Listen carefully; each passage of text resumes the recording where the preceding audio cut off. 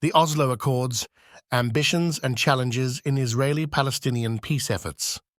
The Oslo Accords, a series of agreements forged between Israel and the Palestine Liberation Organization, PLO, in the early 1990s, represent a significant yet ultimately flawed attempt to resolve one of the most enduring conflicts in modern history.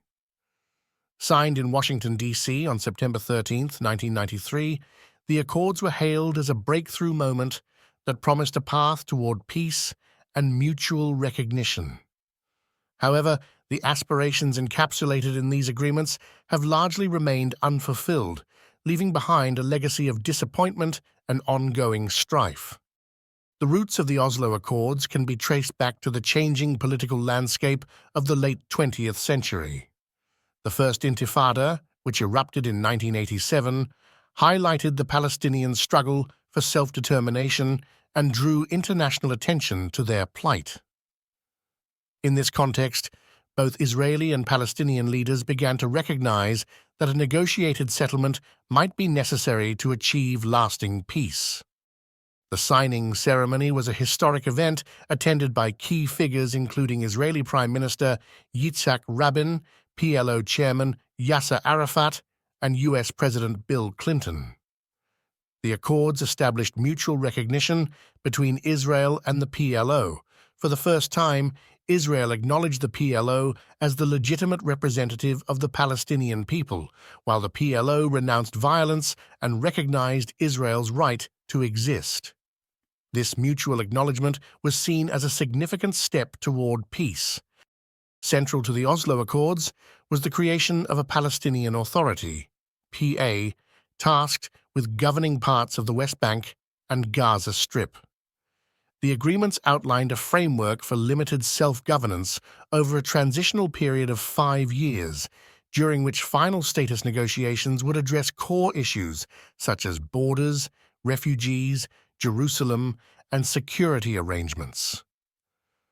The hope was that this process would lead to a comprehensive peace agreement that would establish an independent Palestinian state alongside Israel.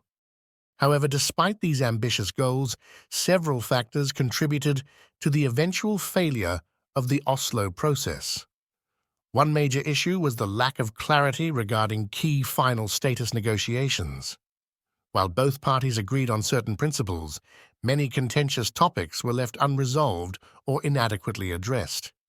For instance, questions surrounding the status of Jerusalem, a city sacred to both Jews and Muslims, remained contentious and were postponed for future discussions. Additionally, as negotiations progressed, violence continued to erupt on both sides. The assassination of Yitzhak Rabin by an extremist opposed to the peace process in 1995 dealt a severe blow to hopes for reconciliation.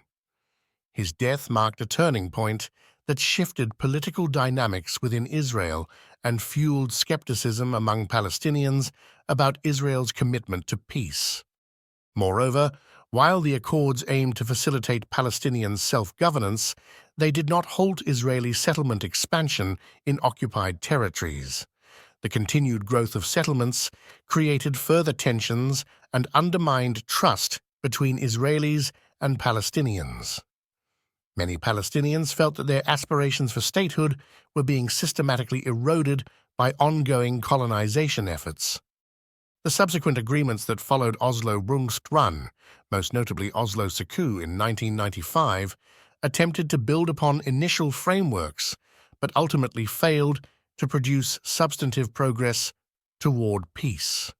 As violence escalated into the Second Intifada beginning in 2000, it became increasingly clear that the Accords had not resolved underlying issues or fostered genuine cooperation.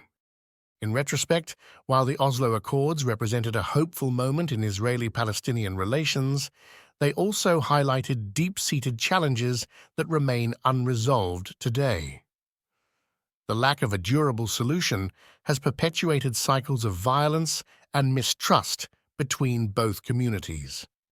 In conclusion, the Oslo Accords stand as a testament to both ambition and disappointment in efforts to achieve peace between Israelis and Palestinians.